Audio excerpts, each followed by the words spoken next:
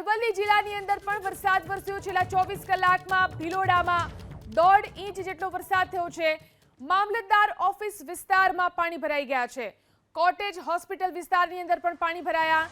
લીલછા, ખલવાડ, માકરોડા સહિતના ગામોમાં વરસાદ છે। તો જે રીતે વરસાદ થયો છે અરવલ્લી જિલ્લાની અંદર અનેક વિસ્તારોમાં અહીં પણ પાણી ભરાયા છે। છેલ્લા 24 કલાકમાં અરવલ્લીના ભિલોડામાં 1.5 ઇંચ જેટલો વરસાદ થયો। અહીં મામલતદાર ઓફિસ વિસ્તારની અંદર પાણી ભરાઈ ગયા। દ્રશ્યોમાં જોઈ શકાય છે ઓફિસની બહાર પાણી જ પાણી દેખાઈ રહ્યું છે। તો અહીં આવેલી છે કોટેજ હોસ્પિટલ, આ વિસ્તારની અંદર પણ પાણી ભરાઈ ચૂક્યા છે।